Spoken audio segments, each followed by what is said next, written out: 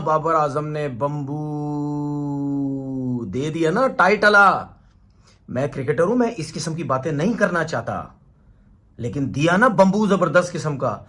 उसकी रीजन ये है कि सब टीमें हमारी हैं, कोई भी जीते, लेकिन जिस तरीके से बाबर आजम के पीछे हमारे लोग हेटर्स मोटे फुटबॉल फुटबॉल एजेंडा बेस ये सारे जो लगे रहे, सबकी बोलती बंद। सब अब टैं टैं टैं टैं करेंगे जा जाके, ओ जी बाबर की टीम जीत गई, ओ जी बाबर कप्तान, ओ जी बाबर यूं।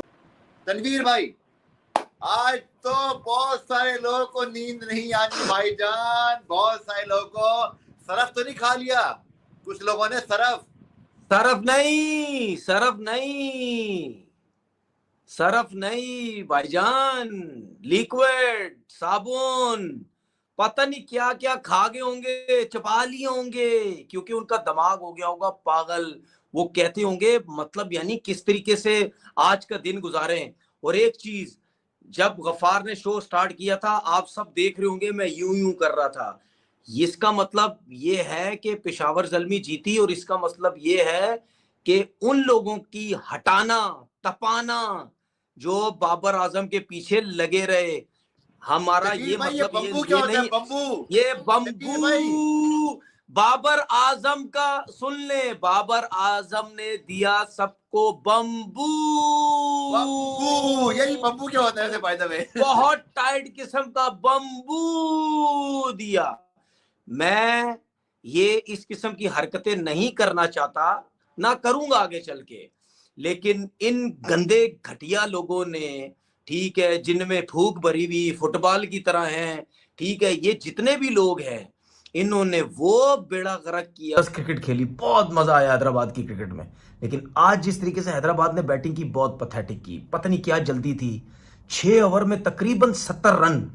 उसके बाद पूरी टीम 129 पे आउट हो गई। आ रहे हैं, जा रहे हैं, मार रहे हैं, रन आउट हो रहे हैं। पता टीम्स भी थी, ठीक है, लेकिन वो सही थी। बाबर आजम की कप्तानी लो स्टैंडर्ड लीग में कर रहा था, और रन भी, ठीक है, तो उसके लिए बहुत इंपॉर्टेंट था। अब जो है प्रेशर डाला हुआ, जाहिर सी बात है, हो सकता है कप्तानी की भी ऑफर हो जाए, हो सकता है एज ओपनर भी पाकिस्तान टीम में खेले, कुछ भी हो सकता है। इसकी मुझे कोई आइडिया नहीं, लेकिन ये पाकिस्तान, यहां सब कुछ हो सकता है, ठीक है। उसकी जीतने के लिए, उसके लिए ये टूर्नामेंट बहुत ज्यादा इंपॉर्टेंट था, क्योंकि इस टूर्नामेंट से पहले बहुत शोर मचा हुआ था कि नहीं यार ये पीएसएल में भी कुछ नहीं करेगा, लेकिन उसने कर दिया। आपको याद होगा पॉडकास्ट में कल परसों बाबर आजम से सवाल हुआ कोचिंग के मामले में, माइक हैसन की कोचिंग और गिब्सन की कोचिंग में क्या फर्क है। उसने आई थिंक लिफ्ट ही नहीं कराई माइक हैसन की कोचिंग के बारे में, उसने सारा गिब्सन के बारे में बात की।